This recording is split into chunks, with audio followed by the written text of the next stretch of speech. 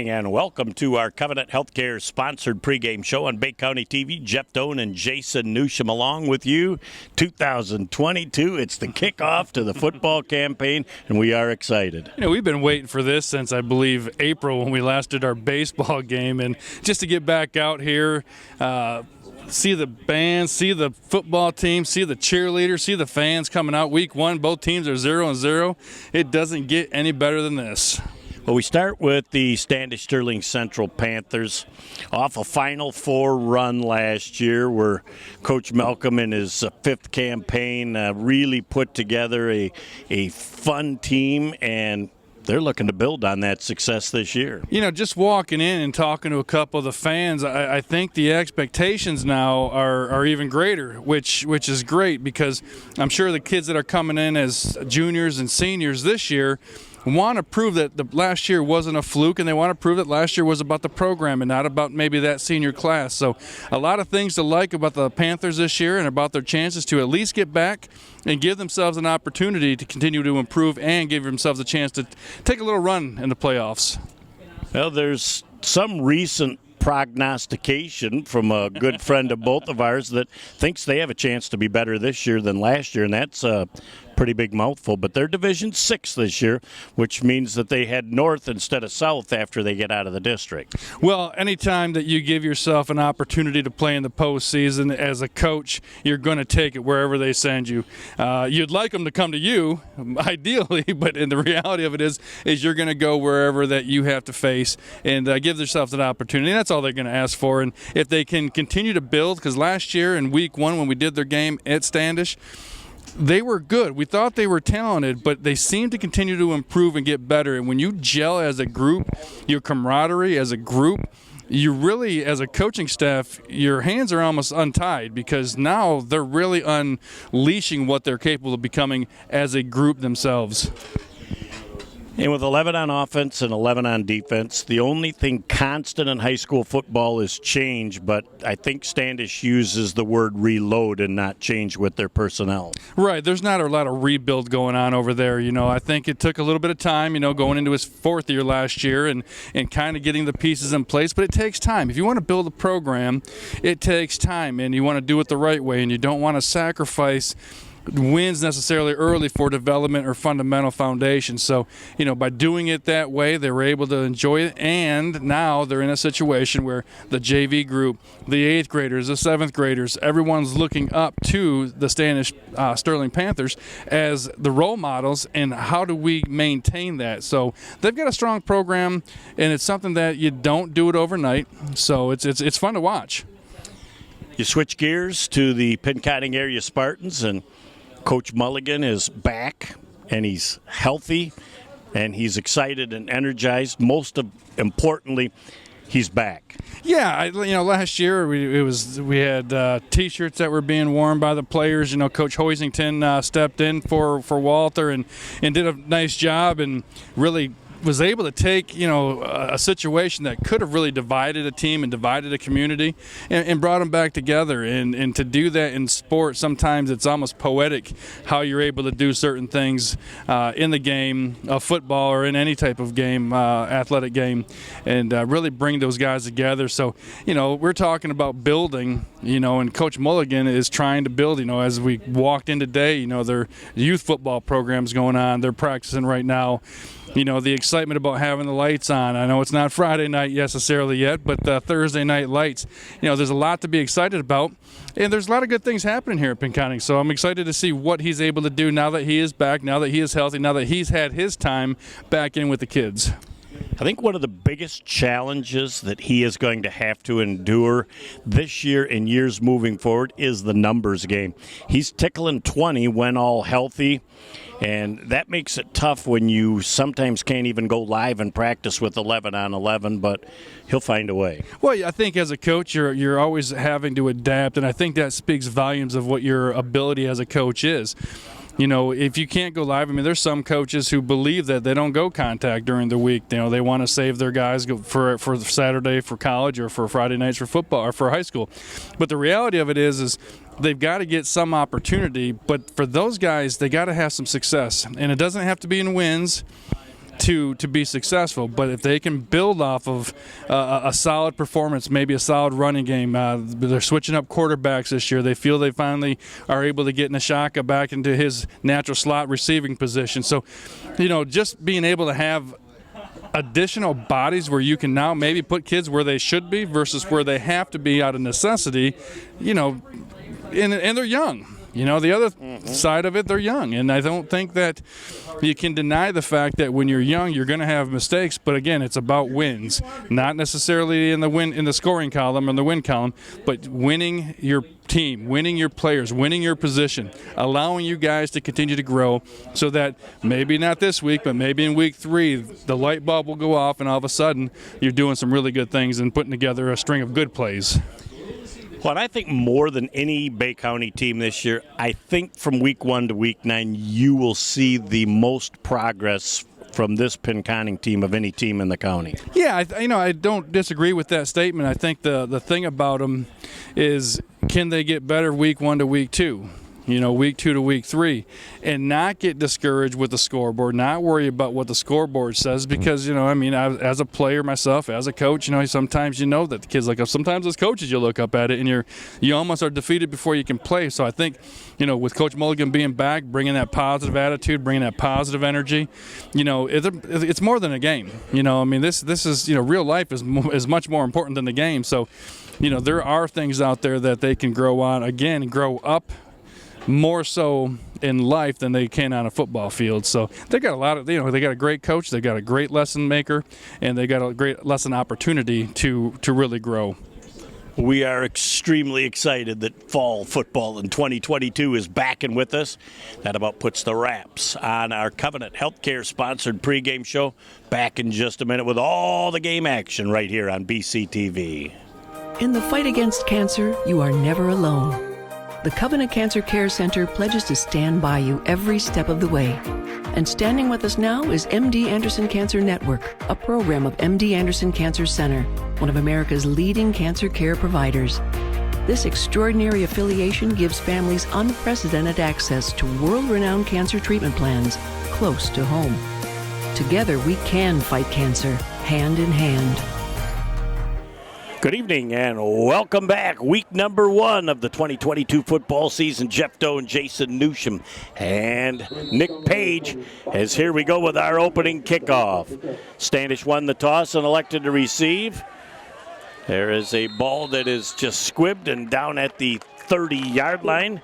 It is pounced on as it'll be 1st and 10. For the Standish-Sterling Central Panthers. Looked like Jacob Bartlett, one of the 3 Bartletts on this team, going to make an impression in this football season. I tell you what, the exciting thing about that right there was Standish winning and wanting to get that offense on the field right away. That's real special, and they have a chance to be real special for sure. They do have indeed. Now they're going to go to a double wing with a single wideout. King back to pass, and he's going right down the middle with a strike to Sullivan. Sullivan's cruising 10, 5, 4, 3, 2, 1. He's into the end zone. It's a Standish-Sterling Central Panther touchdown. Well, as soon as I could get it out of my mouth that the offense wanted to get on the field, they wanted to make sure that they had that connection. King to Sullivan. 70-yard strike right off the bat. One play 11 seconds into the game. Well, all the preseason hype was all about how Standish wants to pound the football and pound the football and pound the football. And I would say the defense may have read into that they were going to try and come out and start pounding the football. Safety's peeked into the backfield, and now we've got the attempt for extra point. It's up. It's long enough. And it's good. Time out of the field with 11:49 left in the first. We got 11 seconds into the game, and our first score back in a moment on BCTV.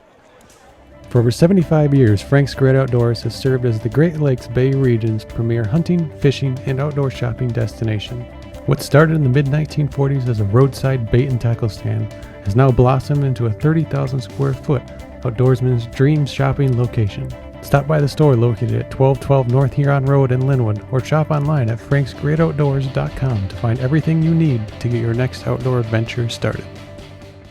Back on Bay County TV, as we haven't even had a chance to settle in here, Jason. And one play, 70 yards, 11 seconds off of the clock, and our first score of the ball game. Well, I think the one thing that I really like about Standish specifically is their ability to use Sullivan in so many different ways. That one was just a flat, straight route. He just got behind the safety, and a great throw by King. But they put that kid in so many different places to allow them to have some success. Well, and Truman King, too, you got to understand that young man was a wideout last year. So they convert him over. And on the first down play, when you can hit your wide receiver behind the defensive backs in stride, that was a perfectly thrown football. Yeah, everything from that play, I think like you mentioned earlier, but the one thing again, when you've got Braden Sullivan on the field, he's got to be somebody. But then what else are you going to do? You're going to keep a spy on King because last year he had some great plays, and they graduated a great quarterback in Bartlett. So make sure we give him some kudos on graduating and playing such a great season. However, at the end of the day, those guys can make plays, and when they can make plays together, watch out. As the Pinconning area Spartans come up with much the same offensive look as they go on first down. Pass on the outside just over the outstretched hands as the quarterback hits the ground. It's a nice play. It's a way to stretch the defense out a little bit. Evan Knuckle taking over the quarterback calls, allowing the Shaka to head back to his slot position. We talked about that in the pregame show, and that was a great opportunity right there to try to make that connection. Well, and the Shaka is one of those guys that can play multiple positions too, so that is something that is of key importance when you're looking at a roster of around 20. As we're starting to feel the raindrops here, and we are blessed with the opportunity of being outside. Little counter action play that went absolutely nowhere. Look at the defensive penetration by that Standish front four. And Luke Gorchak thought he had everybody fooled, but he only needed to fool a couple more Standish guys because the four guys that were in on that play were not taken back by that. So we've got third down and 10 yards to go. And for your offense in their first series, that's not the ideal situation. You want to be in third and long. No, I would like to maybe just see a quick toss just to try to get the ball out of Knuckles' hands a little bit, just try and do something quick just like this. Oh, and unfortunately, Lalone not able to snag it down with the one-handed look, but something quick like that allow them to get some flow, whether or not it picks up a first down, but you want to get that first completion. Probably let a little bit of nerves for Evan. And, yep, that's a touch pass to this side, and he put a little bit too much air under it, but it's the first series, but back is number one, Sullivan, looking to repeat the magic from the first play of the game. Nice exchange. There's a line drive kick, and Sullivan's going to take it, and he's going to go 15 yards before he's even going to have a chance to have anybody hit him. Back across the grain, he cuts. And almost getting a face mask, but grabbing high and bringing it back all the way to the 47-yard line for about a 28-yard return on the play. And again, Standish starts on the plus side of the 50 with their first offensive play. Great punt, but he outkicked his coverage. I should say outkicked him, he outsped the kick because the kick was a great kick. Just line drive right to the arguably one of the fastest players on the field.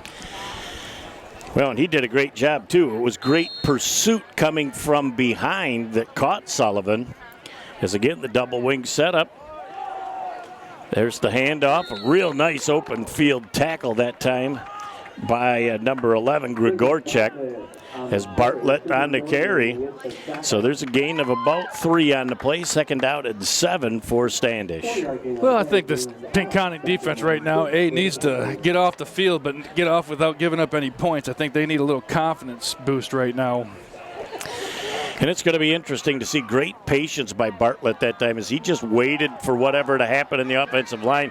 And again, finds a quick seam up the middle and is brought down by a defensive back on the play number 23, Gunther. So it will be enough to roll over the sticks, and another 1st and 10 for the Standish-Sterling Central Panthers with 10-19 and now counting as the sticks are in place in the first quarter. Your linebackers or defensive backs specifically have to make plays. You know we're not doing something right up front on the defensive side. Offensively, it means that you're establishing that line of scrimmage. As King showing some elusiveness himself. He's going to run it. Nope, he's going down the field. Look who's wide open and can't stay into the end zone, but is going to pick up the 1st and goal on about the 1-yard line. And boy, that was an amazing play by King. Are they going to say it was incomplete? Yeah, bringing it back. He's twinkling the toes. That's a basketball term right there. He wasn't able to. If King had that back, Jason, he could have just lofted that because there was no defender back there. He kind of forced that pass a little bit. Yeah, he squeezed it. I mean, certainly would have liked to have got it a little bit more into the play of field, or a field of play, if you will. 2nd down and 10.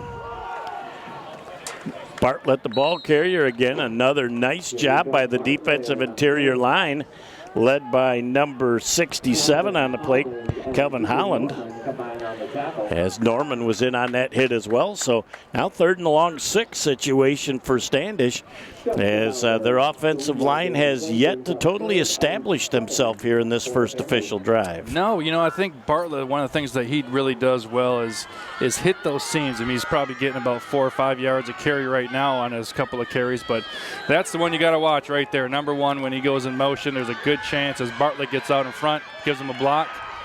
He just does a lot of nice things. And Sullivan gets down to about the 10-yard line, probably going to be, they'll officially call it the 11. It'll be 1st and 10 from the 11-yard line, but jet sweep very well executed. They pinched in on the D end and got a wide receiver to kick out on the defensive back, and it was nothing but a lot of green grass in the way. And I think that speaks volumes of Bartlett. Jacob Bartlett, the junior, he got out and he's been getting a couple of good runs. This time it was his time to block and did a nice job, helped Sullivan spring. 1st and 10 again. Well, if it works as they're coming jet sweep this time again, just true speed to the outside. Plants the foot down. I believe he's going to be called out at the 1-yard line. Hope they're going to give him a touchdown. Standish-Sterling Central Panther touchdown. Well, if it's not Jacob, it's Cody. If it's not Cody, it's now Anderson's coming on. What do you call him? The Bartlett? It's the law firm. But what we've seen early, Jason, is the team's speed of Standish being able to not only get to the corner but turn it upfield. Yeah, and you can't emulate it. I shouldn't say you can't. It's tough to emulate that, especially in the first 2 weeks of practice. You're trying to throw in so many different things. You're dealing with the weather, dealing with the adverse heat to a degree. But then to try to tell your guys, hey, we got to get ready for arguably one of the fastest teams in the state. Well, and the other thing you have to take into consideration, week 1, you really don't have any film to look at to see what their tendencies were prior. So we're going to take another quick break. 14-0, Standish on top with the 9:01 mark of the first quarter. Back in a moment on BCTV. Is your pain holding you back from things you enjoy, like playing with your grandchildren or participating in a sport? At Collier Chiropractic, we specialize in neck pain, back pain, headaches, or sciatica that won't go away. If you've tried chiropractic, you've tried physical therapy, you've gone to your medical doctor with no results, or you take medication and it doesn't even touch your pain, then put this number in your phone, give us a call, see how we're different at Collier Chiropractic Bay City. Back here on BCTV as the Standish-Sterling Central Panthers have hit quickly twice here in this first quarter. Less than 3 minutes into the first quarter, already with 2 scores on the board. And they will be kicking off again. Oh, another Bartlett kicking. As that ball goes out of bounds at the 11-yard line. And that was number 23, Gunter.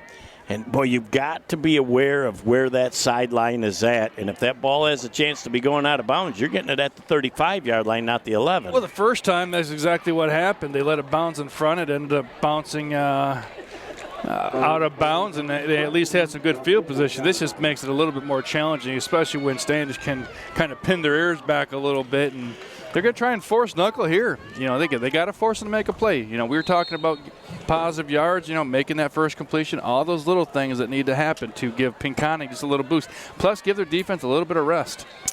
Well, the wideout on this side of the field's got man coverage, so he could run a little quick skinny post, and instead they're going to run the ball to Lalonde, trying to turn around the corner.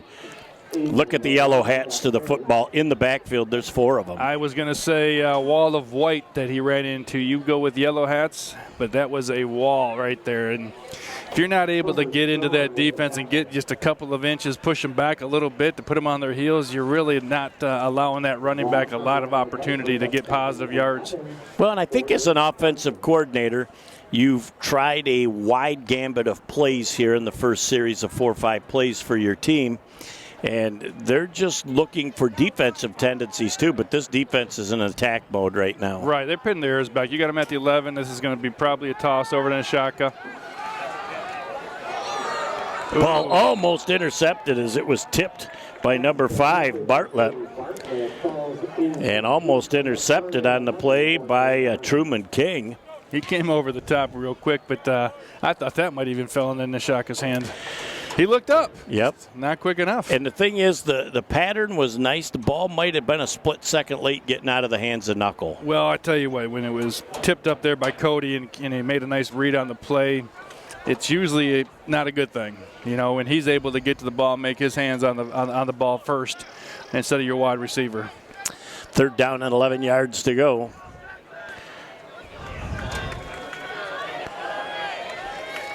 Trying to make positive yardage again was the ball carrier number 21, Lalonde.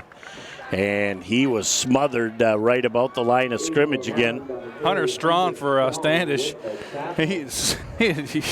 I got a lot of things I could say about that. He had some strong hands, some strong arms. Yeah. He wrapped him up and did not let him go. Well, the biggest thing he did is he shucked that offensive lineman and gave himself, he squared up his shoulders and made a great open field tackle. Yeah, getting alone, just looking for a little bit of room. That ball is blocked and will be back down inside the 10-yard line as the Standish-Sterling Central Panthers looked like Nierenberg that time with the block. He got in there quick, and I noticed the one thing the first time when Pinconning punted, you know, their punter wasn't further back. You know, he was up a little bit, almost like an extended shotgun type layout. And when you use that tight formation, you have got to ensure that there's no penetration, and that's small split gaps that you deal with. But when somebody gets through, that's exactly what can happen. Cody Southworth down here in the near corner as the ball goes to Bartlett, and he will go in untouched. It's another Standish-Sterling Central Panther touchdown. With 4.5 minutes gone by, the one thing that I can say confidently is that Standish is coming off of a Final Four run, and they're playing like it. They're playing like we talked about at the top of the show. They're hungry. They want to prove that they are on that same path as they were last year. As Anderson Bartlett gets ready for the extra point attempt, you know, and then Pinconning still trying to find some identity. You know, and again, it might not happen. It might happen in the 3rd quarter. They're just looking for something that they can build on. And again, you know, their job tonight, if they continue to be behind, is just pull positives out of this game. Absolutely. Every possession. You know, their second possession on defense, they had them in a 3rd and 6. The jet sweep got them Standish a first down, but they are able to show or prove to themselves that they can put Standish into negative and into bad situations. We'll take a quick break and be back in a moment on BCTV. Inside, outside, or even in your home, there are lots of ways to enjoy amazing food from Bay City Bills. Our dining room is ready for you, and so is our new outdoor seating, both meeting current state guidelines. And we are ready for you with takeout too. Stop in to Bay City Bills at 1215 Michigan Avenue or find us on Facebook or at www.baycitybills.com to see our full menu. Back here on BCTV as for the 3rd time this game, Bartlett to kick off, another high end over end kick, and they kick it to the same basic spot of the field trying to pinch, and making a couple of people miss with a nice return up to about the 28-yard line. Gunter does a much better job that time, but he didn't have to tiptoe on the sidelines that time, so he had a much better idea of where he was at in the field, made a couple of people miss. Well, it's one thing when you get the ball on the sideline and you're worried about the sideline. The other part is when you're able to field that ball with your eyes up and you can see where the defense is coming, where the defenders are coming at. So much better return that opportunity right there for the Spartans, as again, we're talking about finding some positive strides here for them. A little better field position to start with, too, from the 28-yard line. 1st and 10 for the Pinconning Spartans.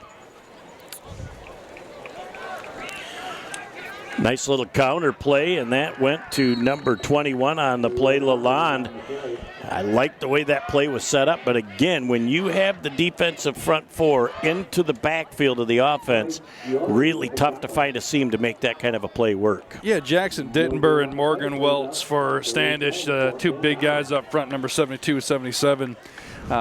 Even the plays that they're not being credited for getting the tackles, they are definitely doing a great job of blowing up. And I know Kelvin Holland, the young sophomore center for Pinconning, is, as his dad said, he's going to get a lesson tonight. Yep, and again, it's all learning and growing. And back to pass, and the pass is low and I believe incomplete, as it was Knuckle tried to kind of force that ball in. Well, the initial route wasn't open, and I think it was almost like it was a one-man play, because once he lost sight of his first initial read, secondary read wasn't existent. I think he just tried to get that way for. I'm going to go with Giori for Standish before Bryce Giori, number 57, was able to put a hit on Knuckle. Yeah, Knuckle has been harassed on virtually every throwing attempt so far in this first quarter. Yeah, and again, it's learning curves, it's learning opportunities. Get that first completion, and I think you'll see a different change in the way that he starts attack. Trying to come around the outside, and what's really rough is when you're running a 5-5-1 defense and your front five are taking all the blockers on, your second level of defense is flowing free to the football. Right, and they seem to be taking a lot of attention of the Pinconning Spartan front five. So another punting situation here as we approach the halfway point of our first quarter, as Sullivan is back to return the kick. And in case it's short, then Nierberg's going to have an opportunity. Here's another very good kick, but Sullivan goes up over the shoulder and gets it.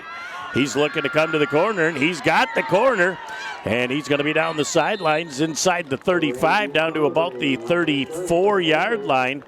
As again, great job here on the corner to seal off the Pinconning area Spartan, but wait for him to start to turn so it wasn't an illegal block. Right, you could see the patience of the return team there. Standish, we're speaking of. You don't want to get a cheapie, especially when you got a guy like Sullivan that has a chance to do what he just did, take it 35, 36 yards and again, a great punt. The punt wasn't the issue. It's maybe get a little more hang time next time. Give your guys an opportunity to help get underneath it to prevent him from getting to the outside untouched. 1st and 10. Handoff up the middle, splitting the defenders, flying down the field. Jacob Bartlett into the end zone. Standish-Sterling Central Panther touchdown. And you look, they faked the jet sweep, causing the defense to just angle out that way a little bit. Bartlett, he doesn't need much of a gap. No. He shot through it and right into the end zone. It's one thing that I've watched. Jacob's a great athlete. He's played basketball against my son, played a couple other sports, was able to watch him. He's a great kid, comes from a great family. But the one thing that you just mentioned is you get that defense swaying just a little bit, and when you got a kid that's ready to hit that gap that quickly, forget about it. Low snap. Trying to make something happen out of nothing, and good pursuit from Pinconning. There's a positive to build on. The extra point is no good. Time out of the field with 5:42 left in the first. It's 27-0. The Pinconning area Spartans will look to make something happen offensively as we come back in just a moment on BCTV. So your car is getting towed and you're not sure where to take it? Try Village Towing and Auto Repair. Our expert mechanics are here to help assist you with all your repair needs. We have over 30 years of experience with motor vehicles, so you know you're getting the best work that you can find. Stop by the shop at 2377 South Huron Road in Cuckolin, or give us a call at 989-684-9607. Back on BCTV as the Standish-Sterling Central Panthers have struck early and often, Jason Newsham, in this first quarter. Yeah, they have, and they've done it in a couple of different ways, and we talked about how the weapons that they have, you can't emulate it. And again, they're playing like this is week 4 or week 5 of their season. They're playing like a very fine oiled machine. Gunter trying to come back across the grain, and he absolutely was not able to outrun the Standish kick team. That ball will be down just about the 20-yard line. At that point, it'll be 1st and 10 for the Pinconning area Spartans. But if you look at it early on, first play of the game, you show the deep pass, so you're making those safeties stay home. Then you show the jet sweep, so the defense has to react to that. Now you're seeing Bartlett hit those seams between the tackles, and the defense is really in a guessing mode right now as to what they need to do to stop. Yeah, exactly. They actually, before they got to the jet sweeps, they used Bartlett up the middle a couple of times. That was a big thing, that you open up your jet sweeps, and now anytime you put Sullivan in motion, as a defense, where your eyes going to go. I can guarantee where they're going to go. I guarantee where our eyes go. As again, trying to get that ball around the corner, and there is absolutely nothing there as the Standish-Sterling Central Panther defense swarms to the football in numbers. Okay, so if we're going to break this down, not worried about the score aspect of it, the team speed is something that is very noticeable in favor of Standish. And I love this defensive alignment. You don't see very many 5-5-1 defenses in high school football. And these second tier of 5, they really have an opportunity to flow to the football. Yeah, I think it's just like right there, just something quick right there, trying to get it quick. But it's tough to have a quick release when you're getting pushed down, tackled, rushed, pursued. And I really think in that situation, he's been hit so much when he passes, he really didn't get an opportunity to properly set those feet and put a strong throw together. No, and those are key things right there. If you're going to have an accurate throw, you got to get the feet set. You want to make sure that get your toe pointed in the direct. I mean, there's so many things that have to happen positively for you. But what I would think, especially starting in the shotgun, is maybe just get it and immediately throw it out and try and see if your wide receiver can make a play. Well, if you can get your receivers to fly out and then at the next point maybe come with the screen pass or something, we're going to have a delay of game. Oh, we got a timeout before the delay.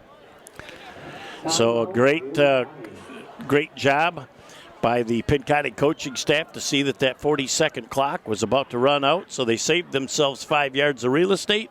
Back in a moment on B County TV. Thinking about high-quality education with highly qualified teachers and a wide variety of quality programs? Look no further than Bay City Public Schools. There's wonderful teachers, wonderful educators, administrators. It's a great place to go to school. We include everybody, and we have a very diverse student base. At Bay City Public Schools, the teachers are truly there to see the students succeed. Bay City Public Schools, exceptional opportunities for all. Call us to enroll today, 989-686-9700. Back on Bay County TV as it's 3rd down and long after the timeout. We'll see what Coach Mulligan has drawn up here to see if the Spartans can move the sticks. There's a little swing pass, and that's a lateral pass, and that's going to go into the end zone. That's going to be a Standish-Sterling Central Panther touchdown. And that was just unfortunate because of the throw going backwards, but it also shows the identification of the play and of how that works. And maybe there's not a true understanding of what happened. And, when that play looks, as an official, I always look to the near side official if that's the way the ball's going. And if they punch that hand out backwards, that's a live ball and a lateral. And Standish, very, very adept at pouncing on that and bringing it into the end zone. Well, there was no hesitation on the defensive side of it. And, without a lot of screaming. There's not 45,000 people here. That was just an instinct play by the defense. And what's worse they're going to say is no, it was correct. So your best bet is to pick that ball up and go until the referee says no, sir, you're done. Extra point is good. 34-0. Back in a moment on BCTV. Sports give so many opportunities to kids. It gives them an opportunity to see where they fit within a team, persevere, understanding how to work with different personalities. Those are the lessons that will make you a successful adult. As a mom, you have to have an understanding of what concussions are. Concussions are things that are treatable. If we take care of athletes, they will be able to develop and have a long, happy, healthy life. Back here as we're just past the halfway point of the first quarter, and the Standish-Sterling Central Panthers have just put on an offensive display. And I'm hoping that the Pinconning area Spartans will have a nice return here and be able to get something going offensively.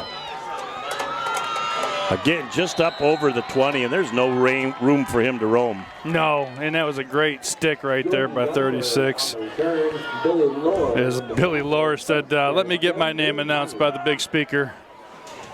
Lowered the boom. As we've got light rain coming down here, but fortunately it's coming enough out of the west because we're outside tonight that we're dry at the moment. Why does anybody have to say that? I want to stay dry.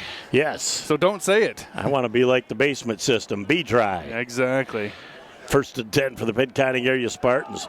Very nice positive play on first down for a gain of about 7 yards before a tackle on the play by Nierenberg, but that's exactly what the Pinconning area Spartans needed as Norman gets a nice positive 7 on first. Yeah, it was first time they ran it up the gut. They've been trying to get the pitch. I wouldn't mind to see maybe even a little toss, sweep, option pass here, just again try to show them something that they've seen, but maybe throw a little wrinkle in there. If you can get Gunther out there or Lalonde out there with the ball, maybe just let them toss one. Mix it up. You got to find. You got to find something. Got to find something that'll work. Exactly right. Looks like a little confusion on the Standish defense, and they're going to take a timeout with 4 and 10 left in our first quarter of play. We'll take a quick break and be back in a moment on Bay County TV. Ow! Ow! Ouch! My hip, my knee, my joints feel out of whack. Ow! Ow! Oh my! The pain! The pain! I can't take it anymore.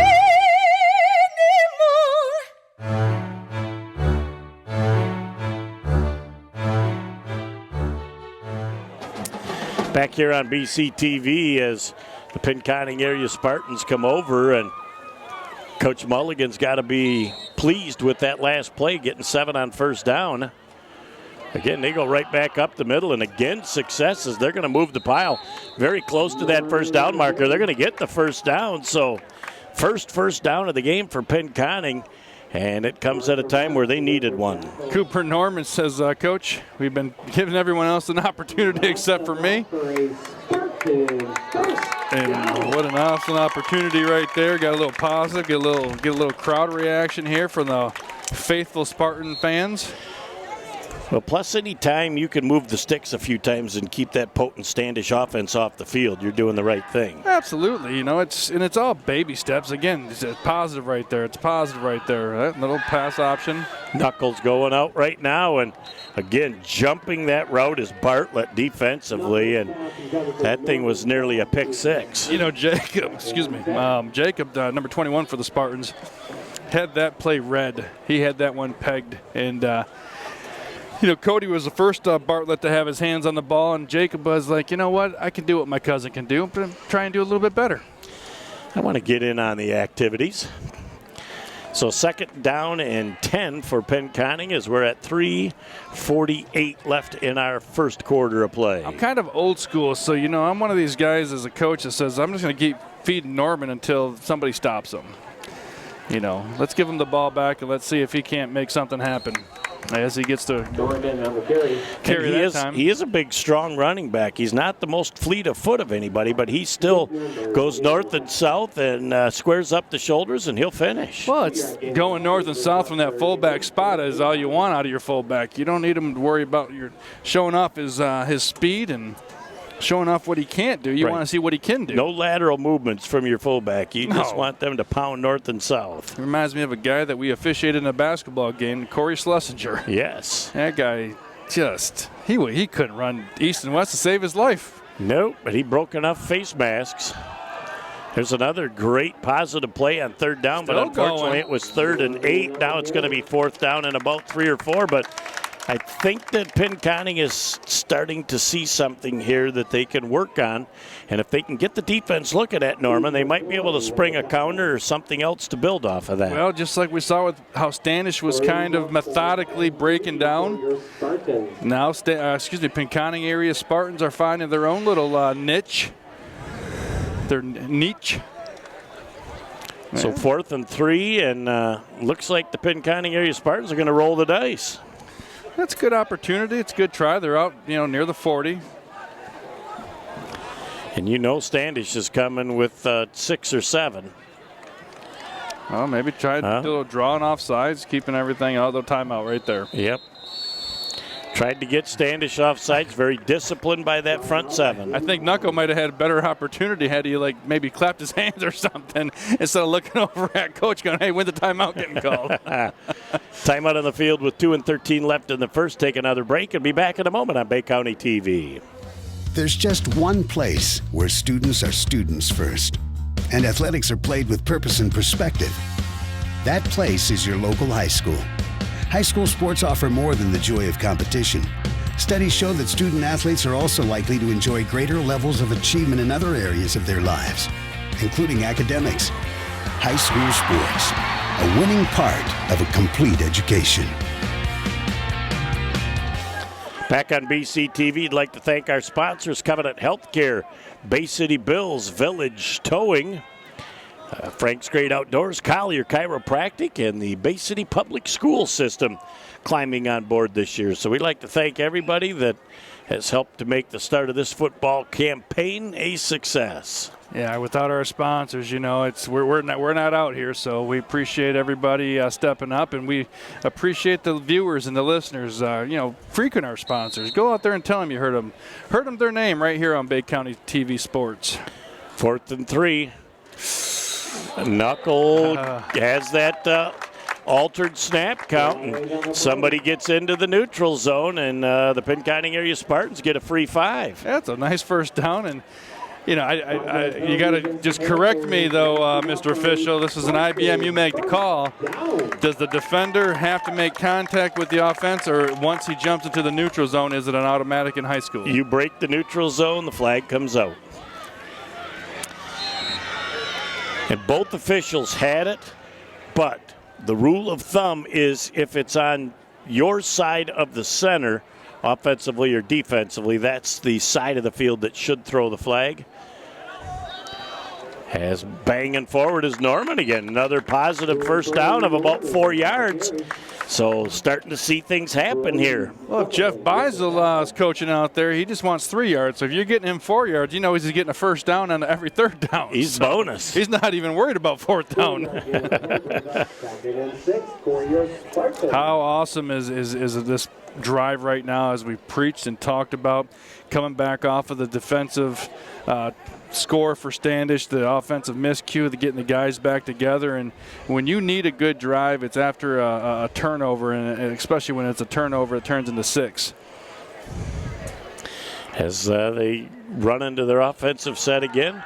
Little counter-action play. Didn't really get a whole lot as Lalonde tried to turn upfield, and as soon as he turned upfield, he was met by the defense. We say that, but getting 2 or 3 yards on that play was also going for -1 and -2 before Norman got really involved with the offense and getting him to be the stalwart there. So, it may have only been 1 or 2, but that's better than when it started, because now they've got to respect all your different movements and not just key on one.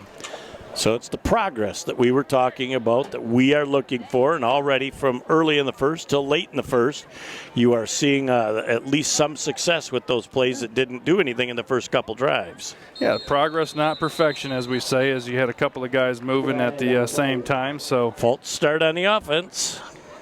Not sure who was supposed to go where and when, and who was on first and what's on second, and next thing you know, it's a 5-yard back. Boy, and when you have an unforced penalty like that, it's really rough because any continuity that your offense is trying to put together ends up going back down now into a 3rd and 10, and that is really a tough situation for this offense. It's not where they want, and it's not necessarily where they're positioned for today on opening night. But, you know, again, hey, we're here, we're there. Let's figure out what we can do. Let's figure out what works.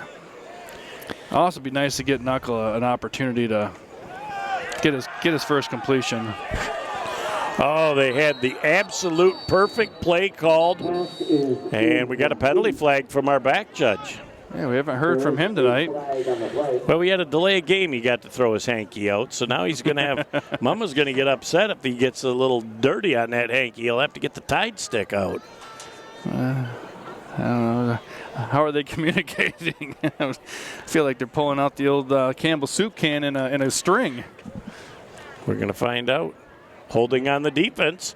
That's going to be a 10-yard penalty, and the result of the play will be a first down. Now, high school holding on the defense in the secondary, is that an automatic first down, or is it spot? Roughing penalties are the only thing that will result in an automatic. Okay. But again, another opportunity to move the sticks. It'll be 1st and 10 for the Standish-Sterling Central Panthers. Nice drive going here by the Panthers. Anthony Charbonneau in for the Spartans right now was the man in motion. Thought maybe that's who they're going to get on a wheel route. As Lalonde was taking a snap off as Charbonneau back in. That's looking for the same play. Man, and again, not able to step into that pass because Knuckle was had number 72, Dittenberg, was right in his face. So you're throwing that off your back foot, and it's really tough to get the right touch on it. I think Coach Mulligan was correct in a recent article about the golden pen of the golden tablet of the golden newspaper of Lee Thompson when he said that, you know, Knuckle was showing that he does have a good arm, and that was the right move. And I've seen the arm. Mm-hmm. You know, now it's just going to be a matter of, okay, not every week, not every down you're going to be facing a Standish-Sterling defensive front that just can do some things. But you've got to have time to throw the football. You've got to be able to step up into your throw and let it go. And we haven't seen him with the time to do that yet this game. Norman on another carry. You know, that was the first time we saw Norman coming to the outside a little bit versus just straight up the middle. 2-yard gain right there. It's into the first quarter. Score, Standish-Sterling Central Panthers 34, the Pinconning area Spartans nothing. Back for the second quarter in a moment on BCTV. Village Towing and Auto Repair of Kaukaulin and Bay City is here to help you in your hour of need with fast and friendly service. With over 30 years of towing experience, we know how to get the job done quickly and safely. From big to small, we do it all. Give us a call at 989-684-9607 for all your towing needs. Back on Bay County TV, Jeff Doan, Jason Newsham, Nick Page, as the second quarter about to begin. 3rd and long for the Pinconning area Spartans. Low snap. Timing of that place thrown right off as the ball carrier on the play is Reski. Really, Aiden McCloy could have taken that handoff and went the other way. That's how good the penetration was. But the penetration set up by the low snap throws the thing. You know how those timing plays. That's all you need. You need timing. So another punting situation as Nishatka will be back in punt formation, and Mr. Raymond is deep. Sullivan, excuse me. You're bringing Raymond back. They kind of don't want him back. Last year's rendition. The defenses don't. That'll be the 3rd and final time out of the first half by Pinconning. There was a little misunderstanding out there, so we're going to take another real quick break, and we'll be back for the 4th and 11 in just a moment on Bay County TV. Over the years, he's put his heart into being your dad. He was always there to fix things. Now that he needs help, don't lose hope. Covenant Center for the Heart is leading the way in minimally invasive heart options for inoperable or high-risk patients, with the first and most comprehensive structural heart disease program in the Great Lakes Bay region. It's extraordinary heart care, close to home. Back on Bay County TV, as back in receiving position will be Sullivan, and again the Shotka will be in that real short punt situation. Again, with those minimal splits on the offensive line, you cannot allow somebody to get through. As the kick gets off. Much better, got a little bit more on the air time. Boy, making a couple of people miss, holding on for dear life now as they return over the 40. So Sullivan with a great job of, he's averaging over 25 yards a return so far in this game. And he puts Standish in a pretty good starting field position once again. Well, that offense doesn't need a great starting position, but again, when you've got somebody like Sullivan back there setting up your offense with 30-yard punt returns, you know, it does make life a little bit easier for Truman King, as the Truman Show will take center stage for their first play here in the second quarter. Their offense, we haven't mentioned their offense in about 5 minutes. Yep, but Pinconning put together a nice offensive series there. Unfortunately, it did not result in points, but again, huge improvement from the previous. Well, I think even last year when we did the game up at Standish, you know, Pinconning had a couple of really nice drives as a quick throw out to Bartlett. There's Bartlett with his speed down the sidelines. He's at the 20, the 15, the 10, 5, 4, 3, 2, 1, into the end zone. Another Standish-Sterling Central Panther touchdown. What a seal block on the defensive back by the wide receiver. Again, very patient block, waited till the last second, and then it was just a burst of speed.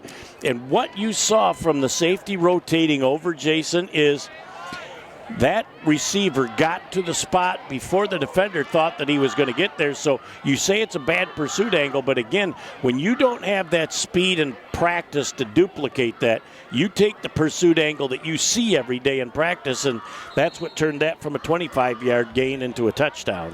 Yeah, definitely, and again, team speed across the board, blocking, another thing that's really standing out from an impressive standpoint from my eyes is the blocking.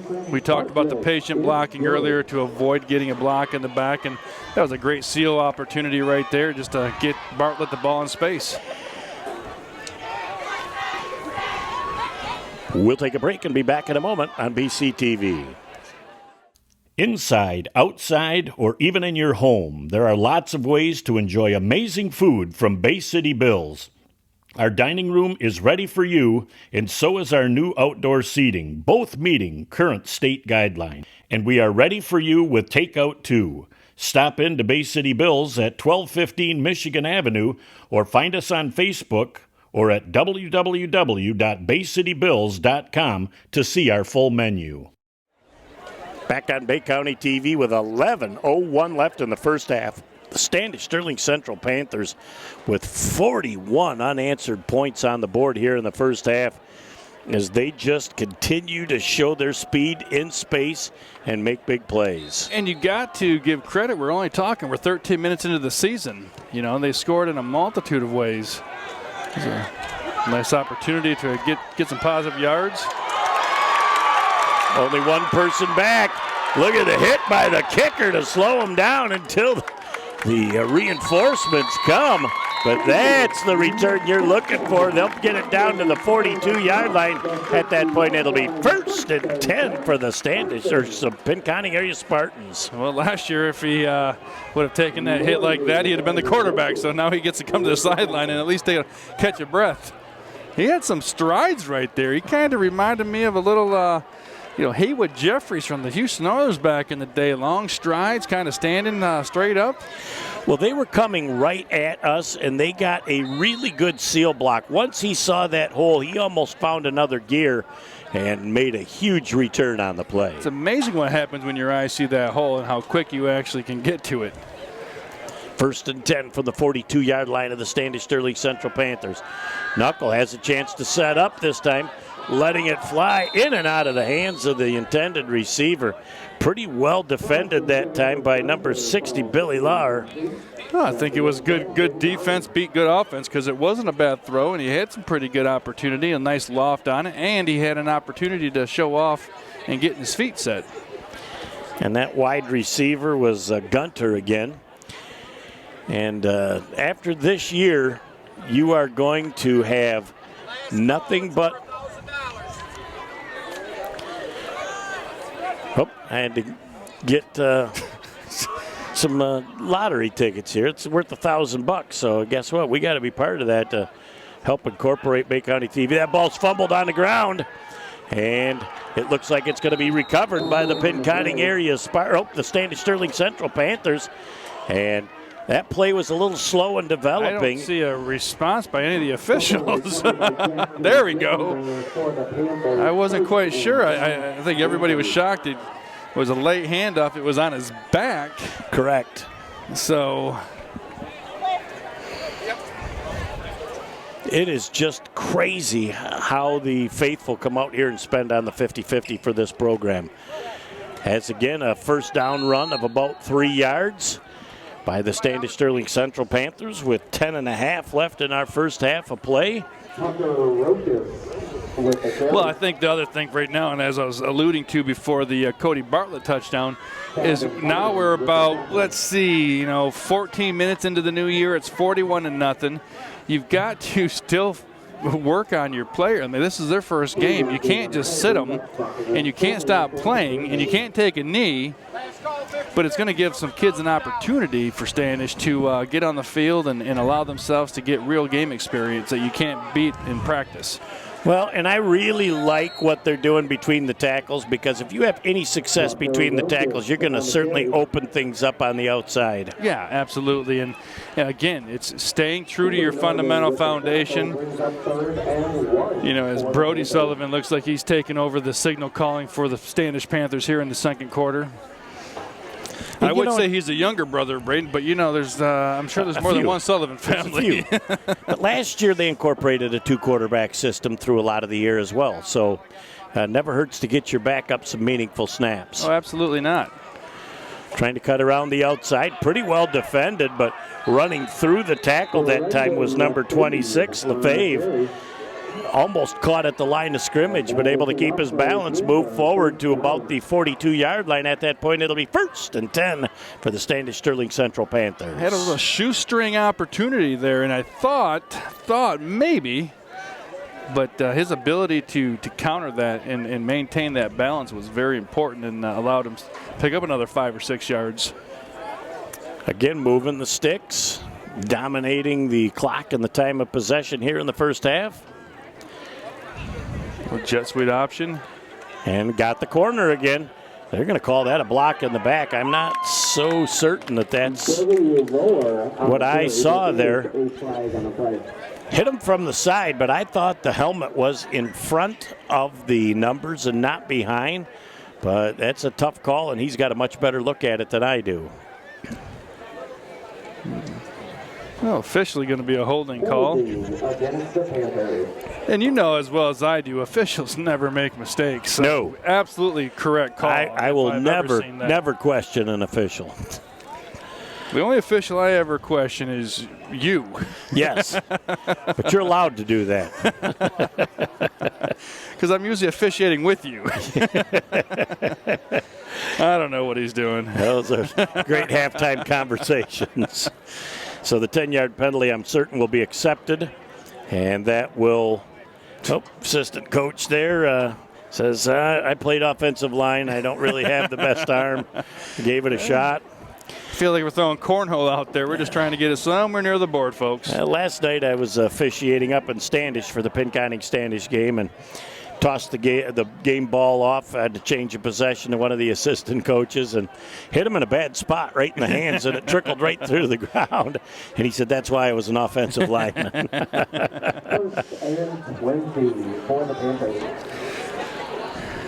Again, with the success of the running, look for a post pattern Nope, they're going to make the run right up the middle and get about 3 to 4 yards back of that 20.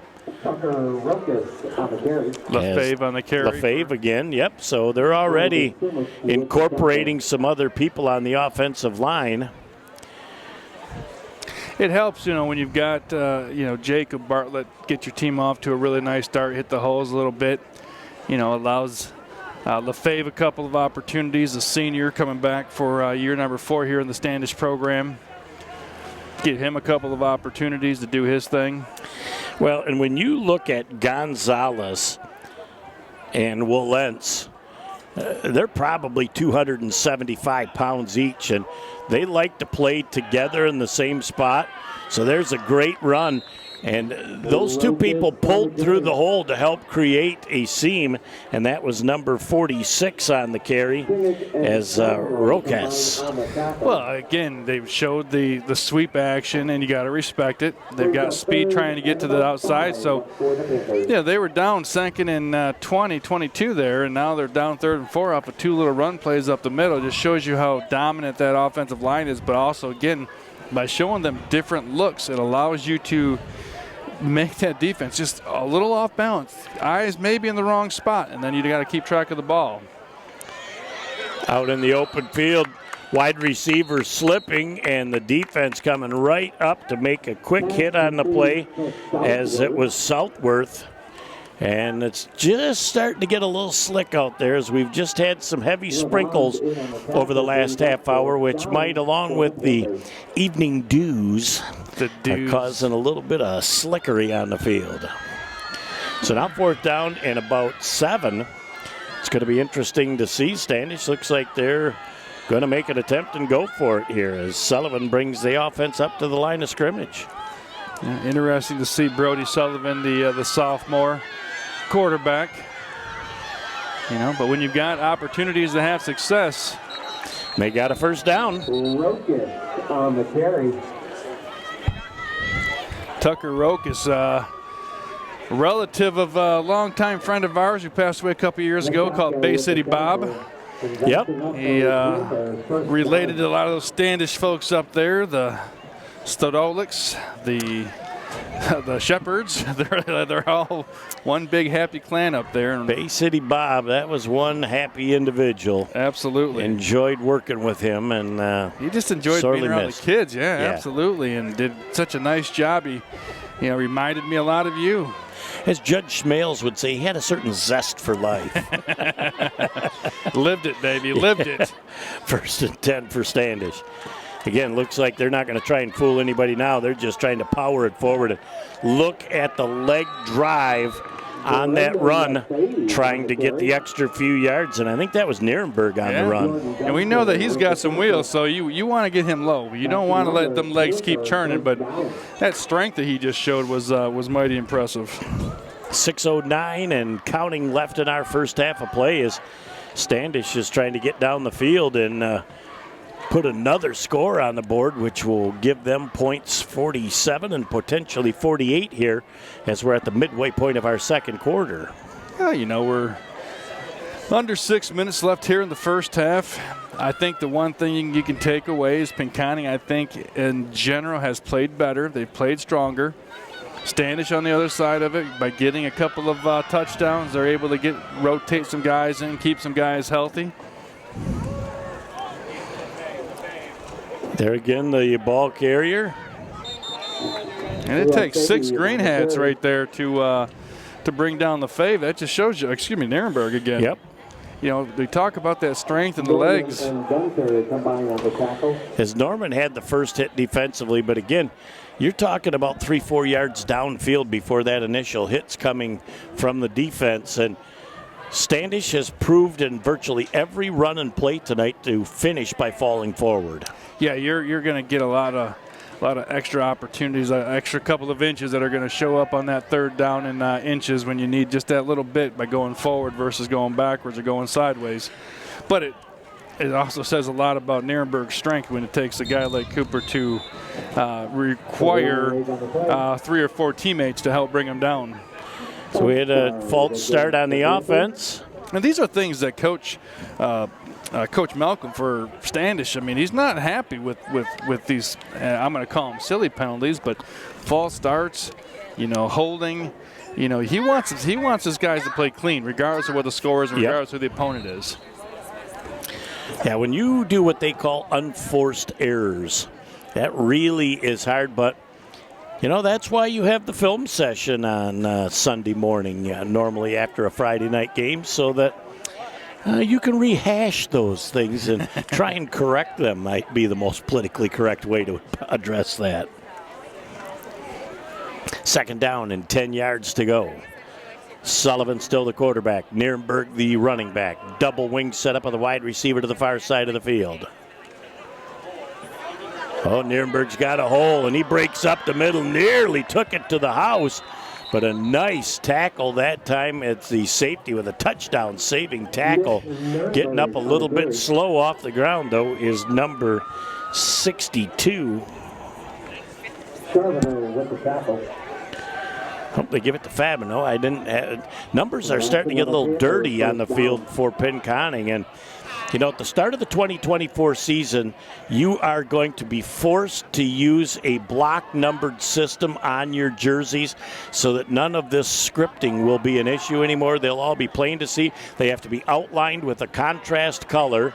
Oh, look at Nierenberg pouncing to the outside. And we got a penalty flag as he goes into the end zone. Most generally, you're going to have a hold around the corner. You get it, but you're going back to the fact that Nierenberg, he doesn't need it.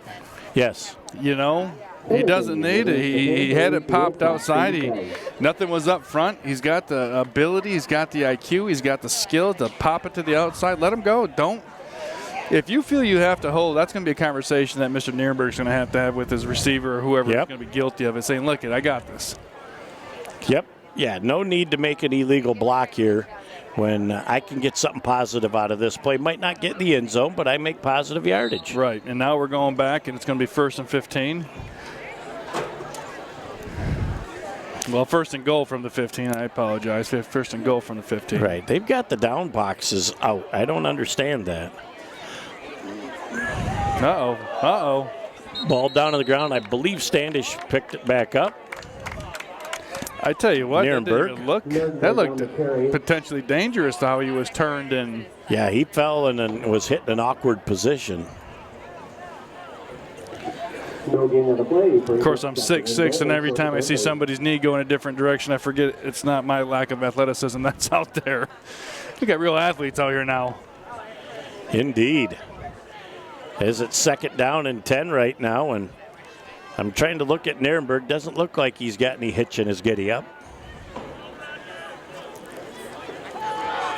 Sullivan back. He's feeling the pressure. Boy, he sees a nice hole to the inside. Look at the speed to the outside. 5, 4, 3, 2, 1 into the corner of the end zone.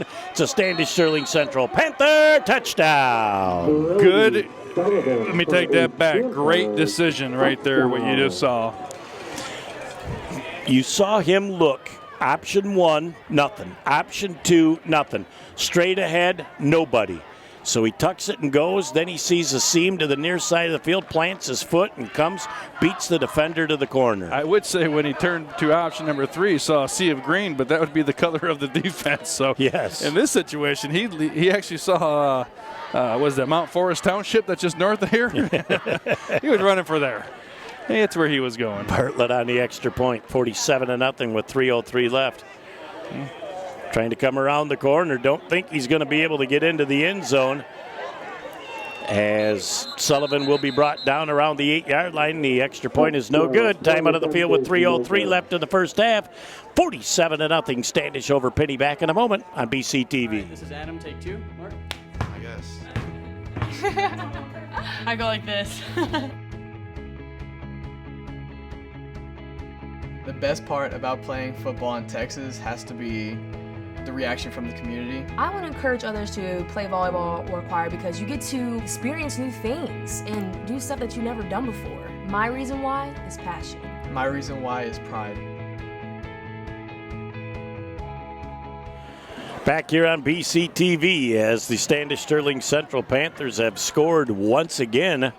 And with just over 3 minutes left in the first half, a very commanding 47-0 lead over the Pinconning area Spartans. High deep end over end kick taken at the 10-yard line. And very good pursuit that time, as the Pinconning area Spartan return man didn't really get a chance to turn it upfield, as Nashaka will be brought down at about the 23-yard line. It'll be 1st and 10 for the Pinconning area Spartans. I think right now you got 2:52 left here in the first half. Take a gander at the scoreboard and just tell your guys not to worry about that and just worry about playing the next down. And I think that's important for them to do, is just keep playing the next down, keep getting the positive guard. They've had a couple of good drives. We watched it, we've seen it. Now they've got to do something, maybe try to find a way to capitalize on it.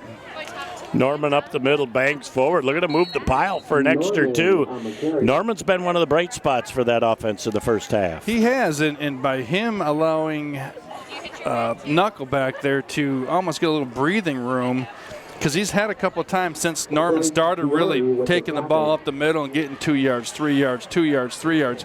It has allowed Knuckle on his throws to finally get set, make sure that his feet were set. So important aspect for these guys, again, just to see continued growth. And you're right, the last couple of drives have started to click offensively for Pinconning, and those are all signs that they need to enjoy moving forward. A little counter action play, and right at the point of attack, Varsity just got rocked by Lefebvre. Yeah, he did, but you start to wonder and really appreciate the defense of Standish really maintaining their responsibility and not getting caught in all the extra movement. I understand you're just trying to run diversions, but it takes a special defense, it takes a special individual to make sure you stay grounded and make sure that you maintain your responsibility, your hold, your gap integrity. Yeah. Yep. And it's key, and it's one of the things that Standish and Pinconning had some good plays developing, but it was better defense. 3rd down and about 8 yards to go. Motion again. That was a low snap. Trying to get that ball forward to Norman. He picks up positive yardage, but he's going to be about 2 yards short of the first down with $1:15 left in the first half. Don't know if Pinconning can take a chance on giving the ball back to Standish at this deep of the spot on the field. Well, my philosophy is if you're averaging 3 yards a carry and you only need 2, you let your horse take it down to the prairie, and and you got to figure if that's the case, then Norman's going to have his hands on the ball. Yes. And they're taking their time here in case they don't get it. They want to make sure that Standish has as little time as possible. They're not even to the 10 seconds yet from the back judge. No, and you want to make sure your offensive line gets some good attack right here so that Norman can get a gap and pick one that he wants to go to.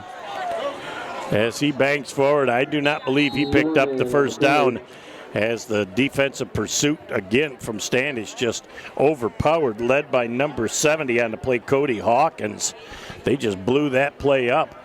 And with 26 ticks left in the first half, Standish-Sterling Central Panthers are at least going to have one more opportunity to put points on the board. We're going to bring out the chains just to have an official mark.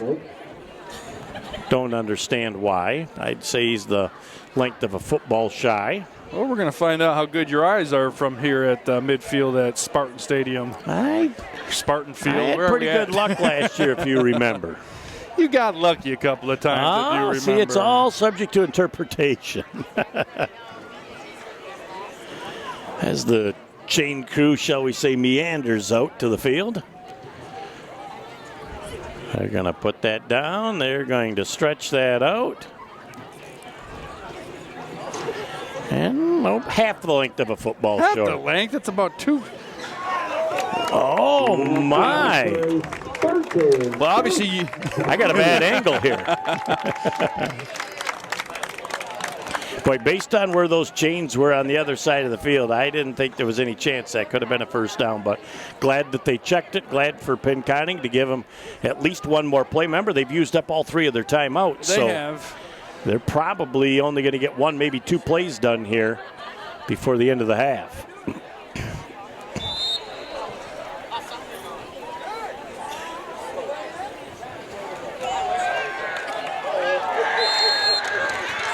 Well, that's exactly what happens when you don't get blocked. And Knuckle was absolutely planted to the ground by Giori. And I don't know that Pinconning is going to be interested in another play here in the first half with 2 seconds, 1-0. That's the end of our first half of play with our score, 47-0. Standish on top. Back in a moment to recap the first half, set the stage for the second half right here on BCTV. Please welcome the 2022 Pinconning High School Varsity Dance Team. Under the direction of coaches Brandy Berger, Kaylee Drury, and Elena Burnrider. This evening, the team will be performing to 21 Reasons, choreographed by Burnrider and Drew.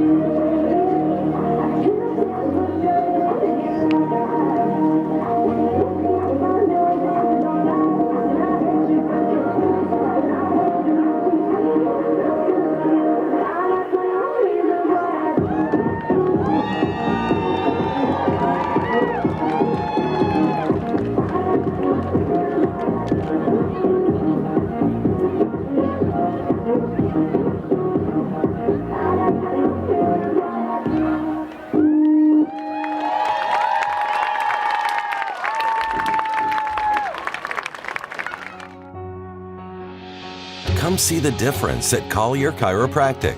We are a family-owned local business located in Bay City that offers innovative treatment and care for our patients. If you're in pain, stressed out, and you don't have time for that, taking care of your pain safely and naturally is what we do best. At Collier Chiropractic, we have an award-winning chiropractic and massage therapy team. We believe in delivering the best care and service to every patient.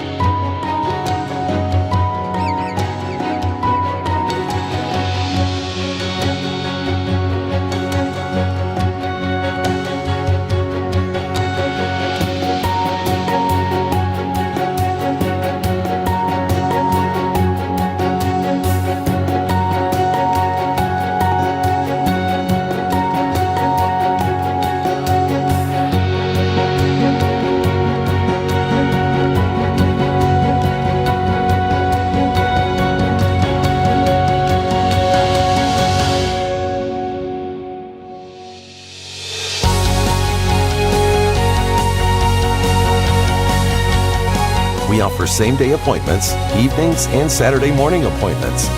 If you've tried other chiropractic care, physical therapy, or even medication with no results, visit Collier Chiropractic. Back at the Collier Chiropractic halftime show here on Bay County TV, Jeff Doan and Jason Newsham.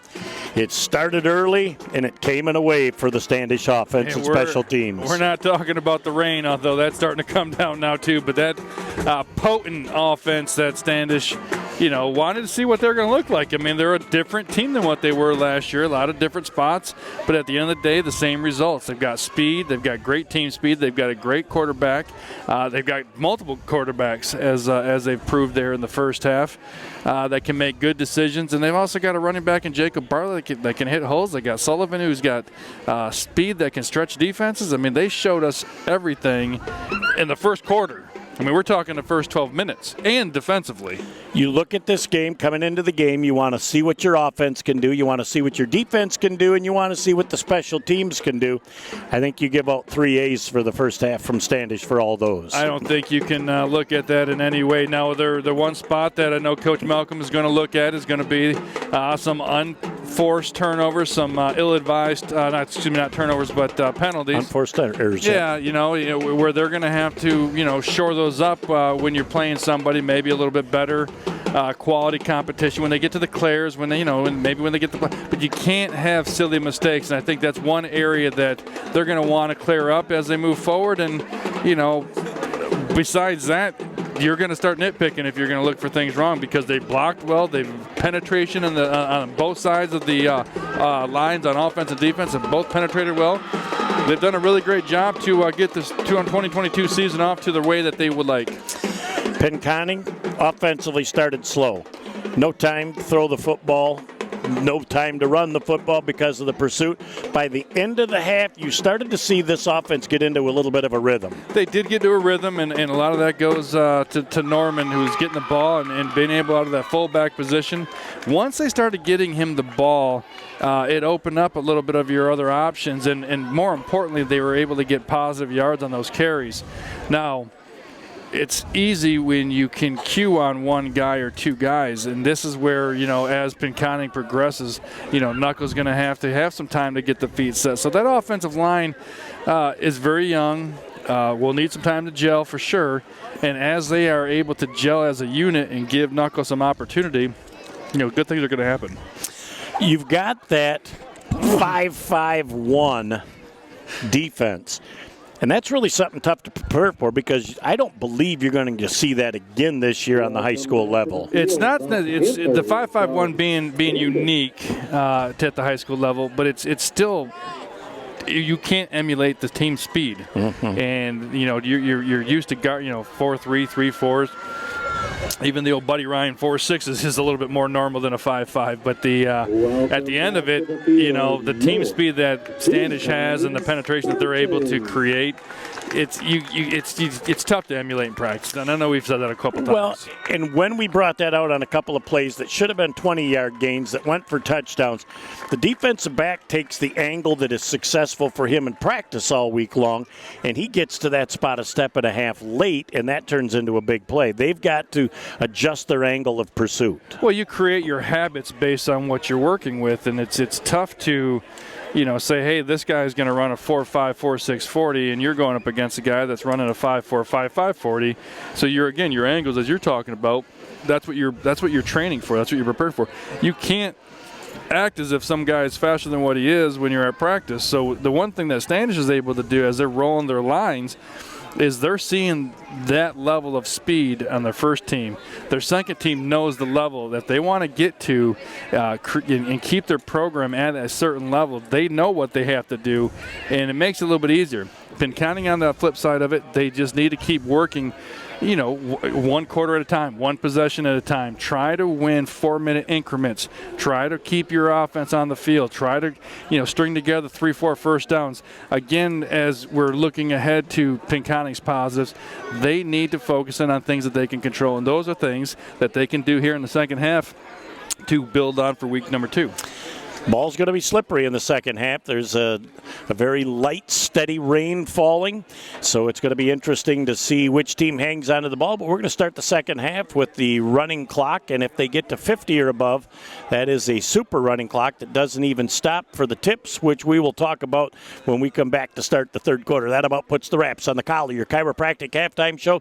Back with all the second half action in just a moment on BCTV.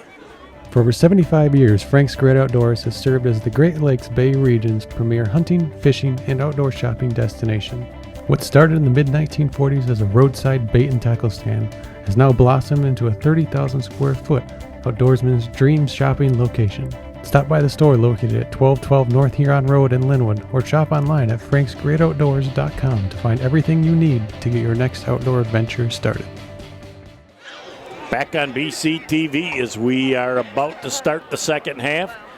We've got a tip situation at 35 to 50 points where the clock's only going to start for 4 situations But that too could change once it gets to 50, because barring a major catastrophe injury, clock stops for nothing.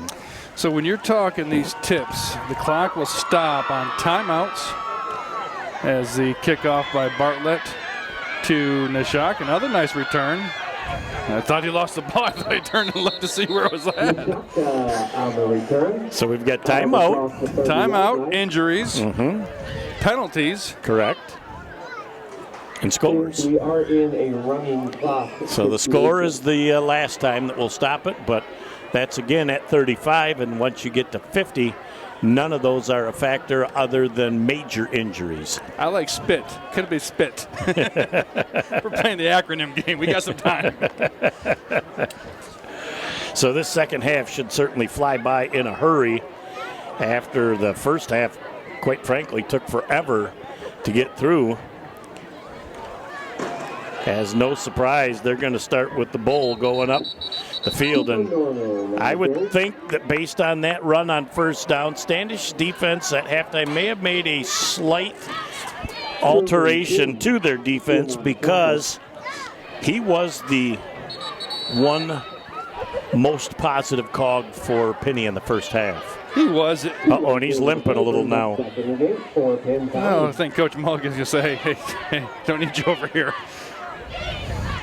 And again, when you're dealing with around 20 on your roster, the injuries are the things that probably scare you the most. Yeah, and see a nice little hug from Coach and a little pat on the back of the head saying, hey, nice job. And catch your breath, walk off whatever's there, and he's a stud. He doesn't want to be on the sidelines. He won't be there long. Got some decision being made out here. Well, we got a little illegal participation on the defense, and that was not caught pre-snap, so that's going to be 15 yards versus 5 if it's caught pre-snap. Illegal substitution against the Panthers.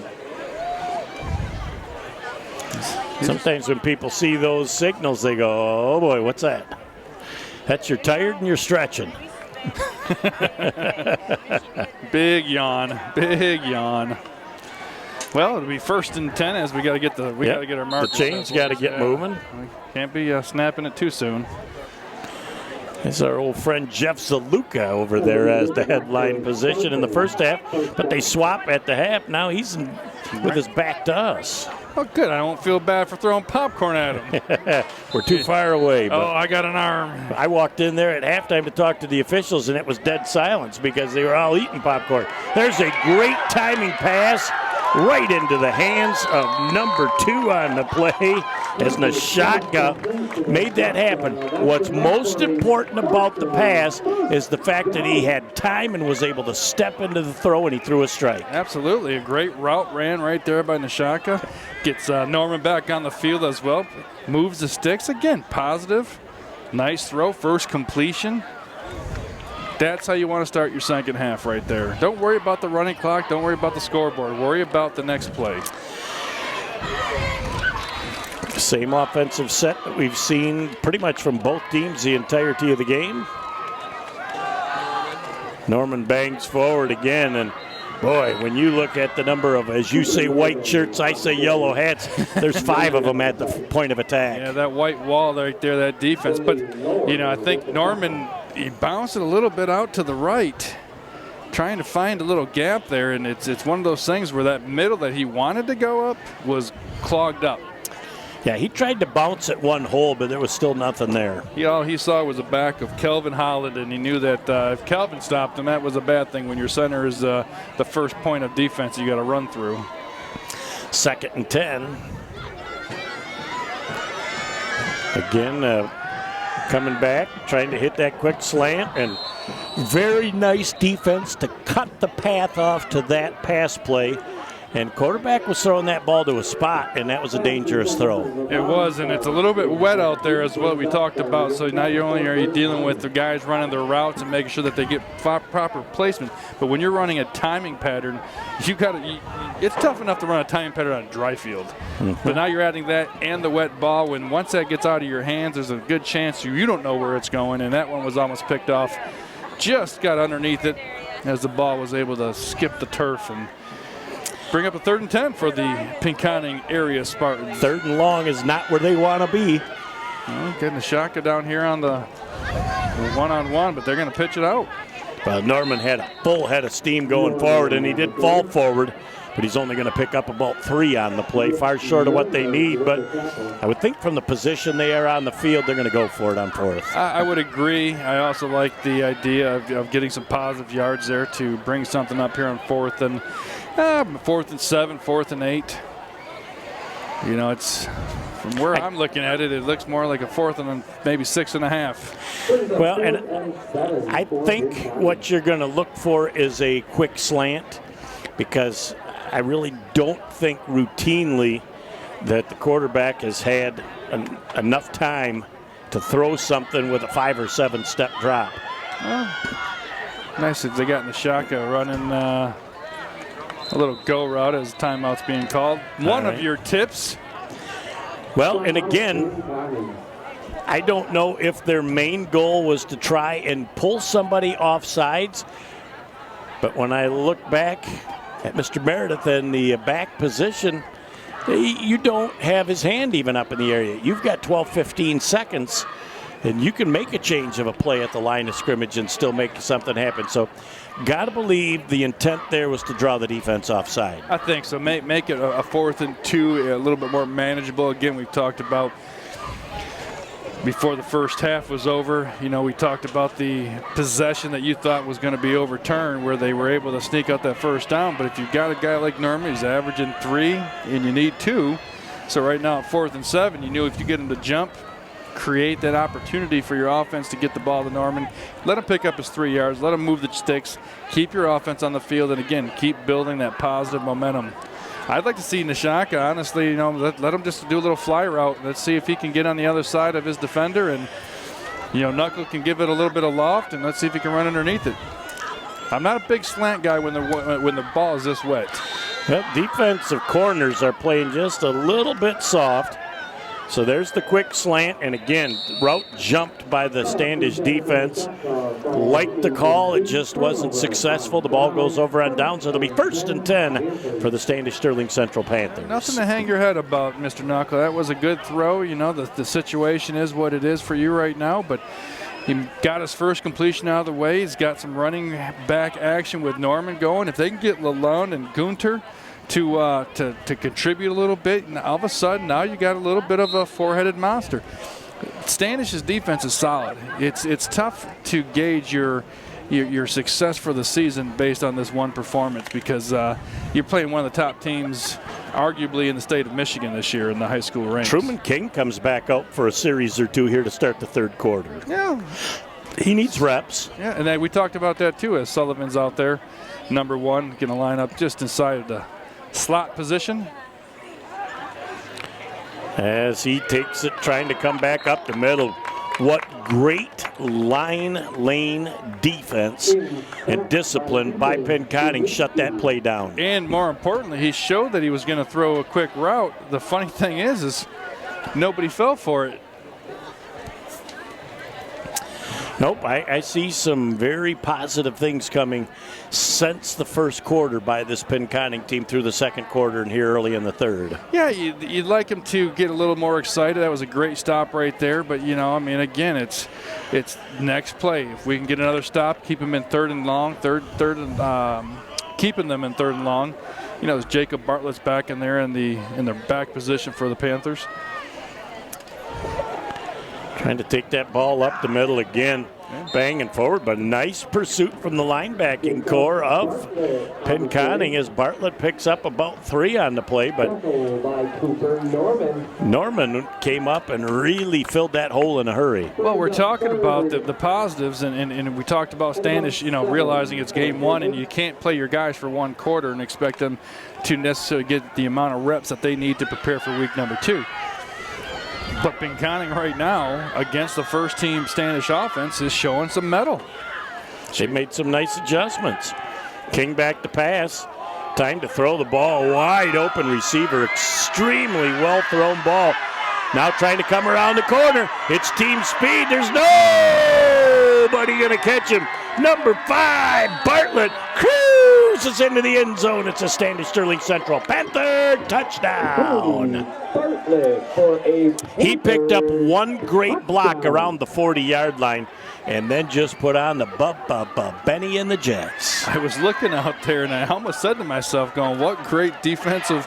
And then all of a sudden, I saw what Truman saw, which was a wide-open kid standing right around the 50-yard line and just going, hey, I'm right here.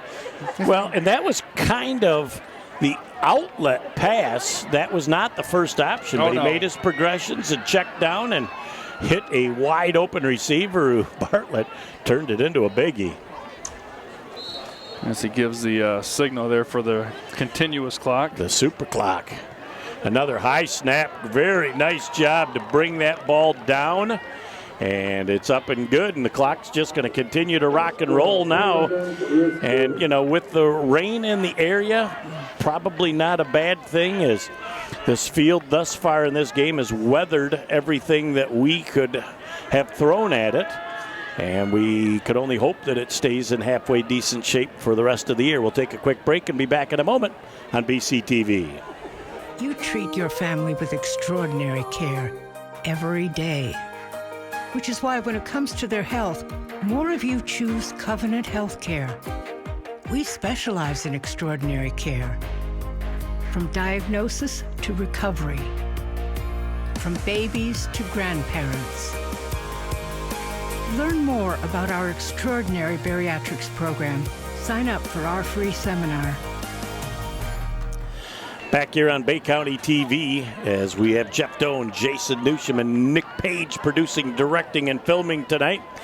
As we look up and see the light rain falling, gives us an opportunity to thank our sponsors: Covenant Healthcare, Collier Chiropractic, Frank's Great Outdoors, Village Towing, Bay City Bills, and the Bay City Public Schools just climbing on board this week. So much thanks to all those folks, as again we're in that super running clock, and except for a major injury, that is going to continue to run.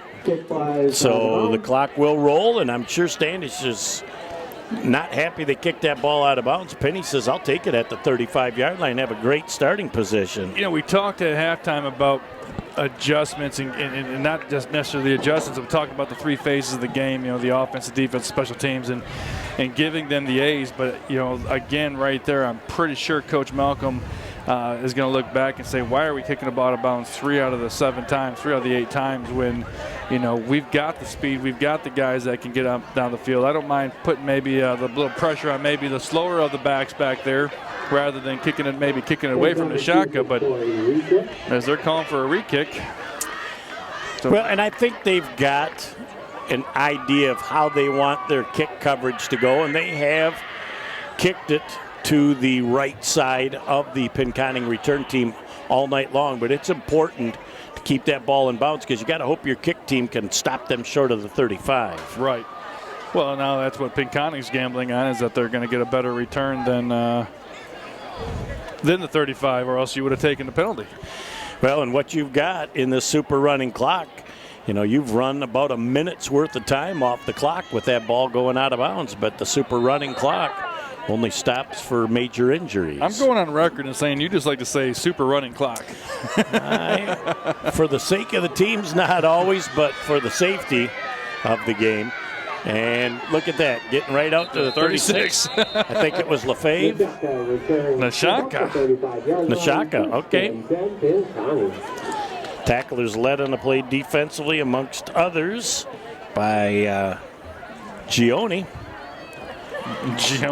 So it will be 1st and 10. They give it to him right at the 35. Great decision. Well, they're probably only going to get 1 to maybe 2 plays off before the end of this third quarter, as the rain continues to come down just a little bit harder. 1st and 10 for the Pinconning area Spartans. Well, trying to do a counter play, and I think that ball was very nearly taken away. That play almost looked like it was designed for the defensive tackle from Standish. Aiden McCloy just showed why he's a lineman and not a running back. I don't want the ball. I want to tackle you.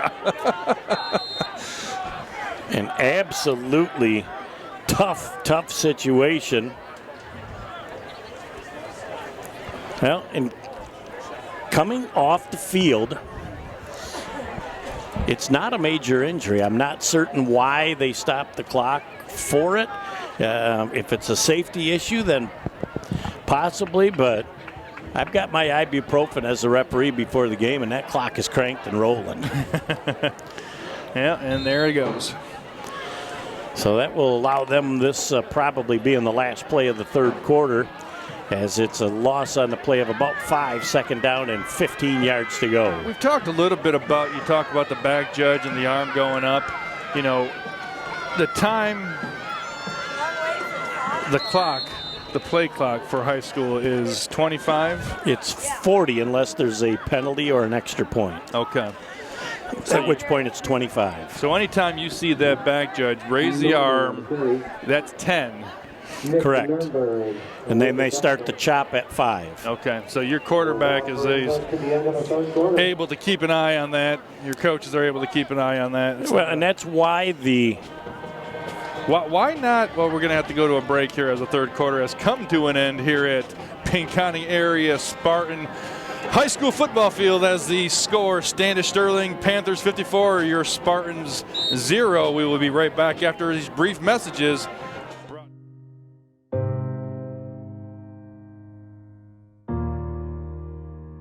Hi, I'm Zoe, and today I'm here to change your outlook on becoming a referee.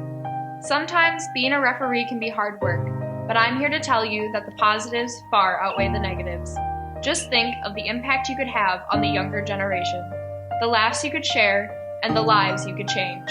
There's an unofficiated game that needs you. Back here on Bay County TV as we start the fourth quarter with the super running clock going. We've already burned almost a minute. The student section down here in Pinconning are hoping for something exciting to come about in this last quarter, put some points on the board. Well, nice possession, nice offensive possession here as it's going to be 3rd down and 12. Evan Knuckle, the starting quarterback, came out the last possession as Norman's going to try and get ahead of steam, and he takes it back up to about the 35. Boy, just too much pursuit again from the Standish defense. Yes. You know, it doesn't matter if it's their second, your third. They're playing 3-4 deep in that backfield with the Standish on defense. Well, and again, your second 5, which is 3 linebackers and 2 corners, are virtually untouched, flowing free to the football. They're going to make a lot of plays. Yeah, they can, and they do a great job. And again, very impressive just in general with how the way Standish has done a little bit of everything. As this time they're up the side of the foot. Probably not the worst punt of the.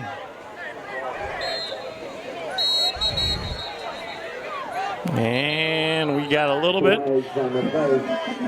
Norman a little bit excited at the end of that play. And you know what? These are next door neighbors. I mean, these are all people that meet up at the fast food place, and they're playing for bragging rights for when they run into each other in between the season. Well, I'm going to have to say the US 23 battle is going to Standish. And they'll hold on to that. Well, maybe it's M13. M13, US 23, the main corridor. The M13 corridor of US 23. We'll go with that. So it looks like Standish is pretty certain that they're going to back it up 15 yards. Either that or they're just going to get a real quiet huddle away from everybody so that they don't have to worry about anybody hearing. Well, they also know that the clock's running right now, yeah. So. All right. We're going to see what Terry DeLand has to say. Personal foul against Penny. Personal foul against Standish. Penalties offset. We're going to replay the down. Oh, and then a dead ball personal foul. So that's where the extra 15 is coming from. So is that going to give the ball back to Pinconning? No. He just pointed the wrong direction then. Yes, he did. Yes.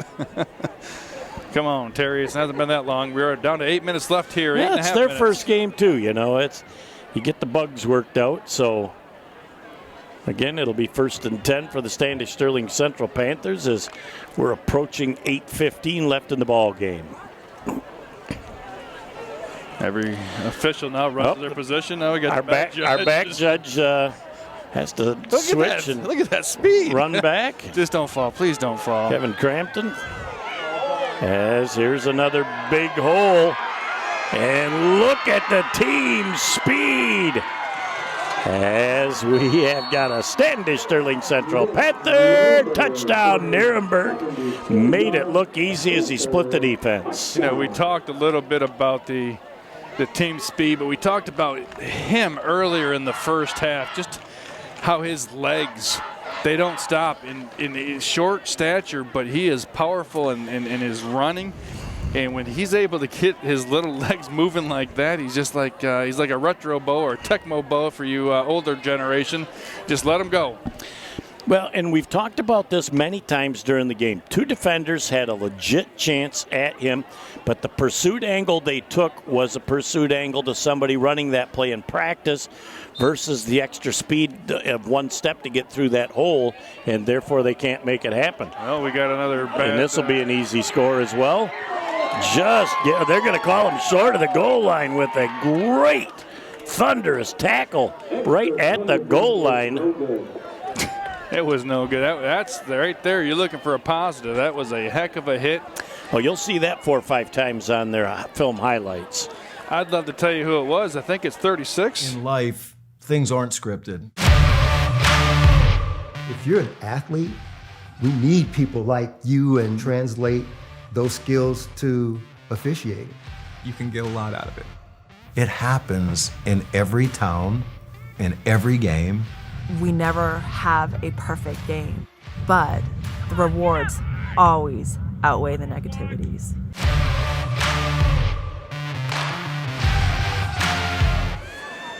Set the kick off. Again, a low line drive kick. That's going to go out of bounds as well. Let's see what he decides here. So you're talking about basically 50% of the kickoffs have not stayed in the field to play for Standish, and that is definitely something they need to look at and work on. I understand the concept. They're trying to kick it down into the corner, get your rush, get your defense, get your return. But Anderson's going to have to certainly keep it in bounds. I mean, it's at the end of the day, your defense isn't going to have any chance to do anything when they're either starting off at the 35 or. And the back judge is going to love this because he gets to make the signal. He didn't do it. Oh, he had an opportunity to do the illegal procedure on the offense, and he didn't do it. If he did, we missed it. Just under 4.5 left here in the opening game of the opening weekend. Yeah, back to the corner. That's obviously the where he wants it. Just going to have to fine-tune it a little bit more.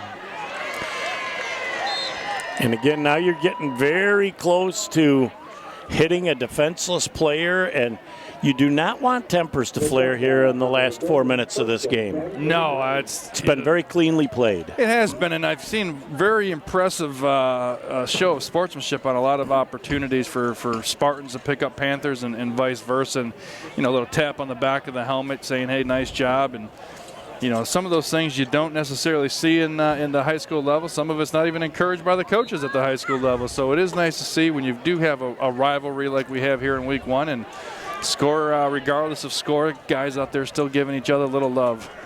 Little love taps. 3.5 left in the game. 1st and 10, Pinconning. Counter action play again. Absolutely blown up before it can even get started by number 75, McCloy. Yeah, McCloy's been in there. That's this 4th time he's been in there. And I would say out of the 4, 75% of them, 3 out of the 4, he's had an opportunity to snatch the ball.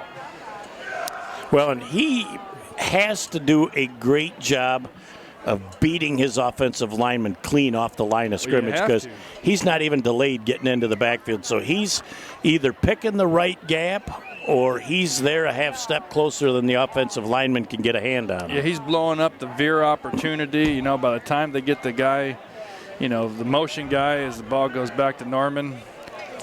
Big number 70's had himself a nice game. Cody Hawkins, we've called his name quite a few times. He's a big dude out there, and he's just certainly making sure that anytime somebody tries to run around him, he just does a little bear hug action. Him and Cottrell there, Elijah Cottrell, sophomore, number 71. And, you know, when you look at the adjustments that both teams made at halftime, they've done some nice things to counteract what happened in the first half on both sides for both teams. Yeah, absolutely. I don't think, again, I think if you're Pinconning and you throw away the first quarter, and you really focus from the second quarter on, and you see, I mean, it was 41. They had 41 in the first quarter. It's big difference. That was a misplayed ball, and the timing of that play was off. But again, the defensive pursuit on that play, led by number 46, Rokas. Tucker Rokas. Tell you what, if Coach Mulligan again takes away that first quarter. And it really, what I think turned the corner was when Standish's defense was able to return the lateral back, where Pinconning kind of just, the ball, thought it was an incomplete pass. Everyone in green stopped.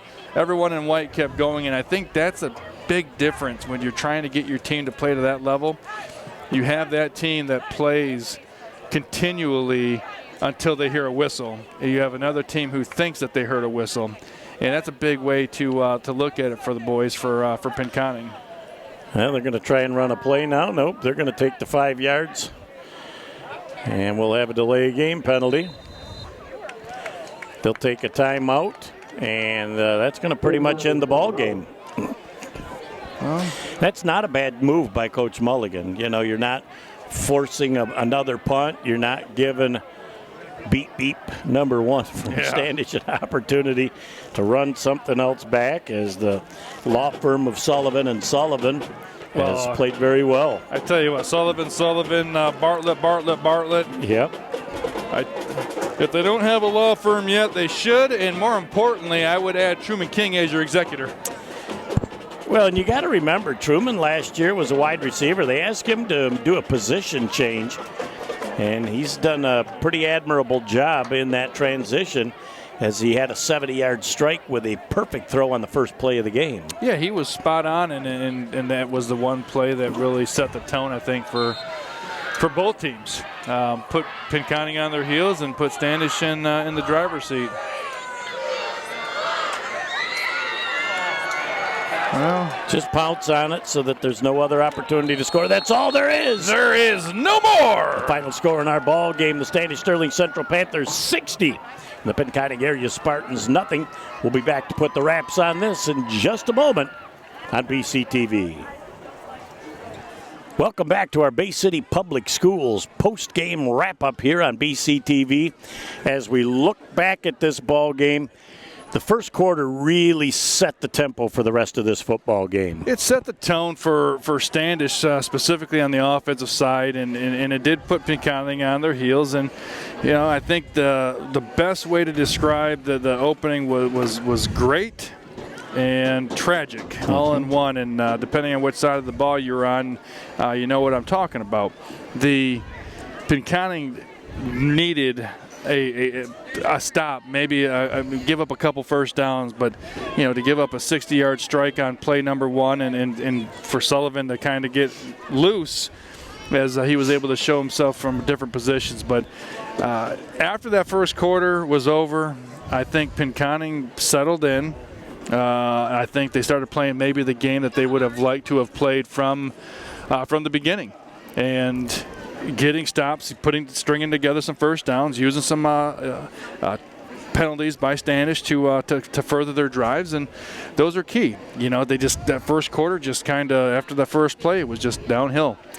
Special teams scores 2 touchdowns for Standish, and that is one from the lateral pass that they picked up. The other was the big kick return.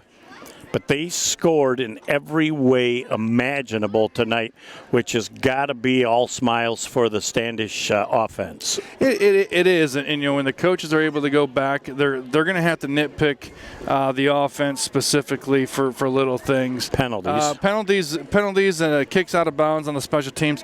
Those things became a little more glaring when you're trying to play But if you're going to have these mistakes and you're going to play that way, you're going to want to do it in the first week, giving yourself opportunities to improve into week 2. And then, again, we're talking about a team that has goals of making it, to Ford Field this year, to a state championship game. And for them to make a run, they know that they're going to have to eliminate the little things, the little miscues. And tonight is the night. If you're going to do it, you're going to do it on a Thursday night. And we're in August, so, if you're going to do it in August, not in November. Start. Well, Standish got a chance to play a lot of kids tonight, too, which in the first week is a huge bonus. Right, and you can't – it's tough in practice, even though you've got a talented squad to see each other every day. It's kind of one of the reasons that you have scrimmages, because you get so tired of seeing the other guy across from you for 3 weeks, for 4 weeks in the weight room. It's so good to see another uniform. Well, you play somebody and the score's a little bit different. It's a little bit closer. All of a sudden, that second group or that third group may not get some reps. You can't practice the game reps. So getting them out there in an opportunity in week 1, allowing them to what they can do. Sullivan came in at quarterback the second quarter, did a great job, had a nice pull down and run, good decision making. Yeah, so there's a lot to be happy about for Standish, and I don't think Coach Mulligan can be too disappointed in his Spartans. I think if he's, again, take away the first quarter, build off of what they did in the first quarter, but take away what they did the second, third, and fourth quarter, I think he can find some real positive activities. I think the other thing that films are going to show for that Pinconning defense is changing their angle of pursuit to the play. Had people in positions to make a big stop versus a touchdown. And again, we talked numerous times, when you're duplicating what you see in practice, it's really tough to find that extra team speed and change that angle of pursuit. But I believe that's one of the areas that they'll improve on into week 2. Yeah, I think it can. And if you're going to have a week 1 opponent, and you can go through all the preseason scrimmages you want, and you can try and see and do some emulation. But when you get out there against the Standish team speed, that's a great benchmark, and that's a great opportunity for you to say, guys, if we want to get better, that's where we got to get to. How can we get there? How can you hit that weight room so that you can do this? How can you hit the speed and agility so that you can be like this, so that we are taking proper angles? And then when you say that term, they understand it versus it just being a football term. As a coach, you say things all the time. Do this, do that, do this. Well, it's great for kids to hear, but if they don't understand it and comprehend what you want, that's the same thing you're talking about the pursuit angle. So, and I really think that after this week, this Pinconning team will continue to get better. And I said that in the pregame show. From week 1 to week 9, I think this team will make the most progress of any team in Bay County. Doesn't always show up in wins and losses, though. No, and another thing we talked about and agreed on is that it's not about the wins and losses, but you can have 20 wins in a game that you lose, and it's really about focusing in on those and making sure that the players understand that was a win, that this is a win, that this drive is a win, and not get so caught up in the newspapers and into what your student friends are saying, your student body's saying. Stay true to what you guys are doing and believe in that locker room that you can accomplish great things together, but you got to do it one win at a time. They stayed healthy tonight, and that's a big one. Before we leave, I'd be remiss in not congratulating Andy Kowalczyk, who is the new superintendent, taking over for longtime Soup Mike View, who had great stability up here. Coach View. But also, maybe by the time this comes, it will be official, but Dalton Bycraft will be the new athletic director up here. So I think between this two, I think they field a bond that is going to be here for 10 or more years in Pinconning, and it will bear results. Well, I think the one thing we've always agreed about is Pinconning really has had their sports and spurts. Girls' sports were dominant in the 90s, volleyball, softball, basketball was solid, and then you had the basketball on the boys' side a couple of times. You had baseball. With their longtime coach who's been up here, took those guys to some unprecedented heights. So they've had opportunities in the past where they've had some success, football success. So it's just a matter of time. Get the right people in there, get the right trust amongst the administrators and allow them to do their jobs. I mean, they're doing a great job. Got a nice press box here. Got a heck of a basketball arena right now. So a lot of things. Redone the bleachers. Redid the bleachers here. So, there's already made some progress up here. But I think with those guys in place in their newly place is going to be nothing but great things here for the Spartans. That about puts the wraps on our Bay City Public Schools post-game show.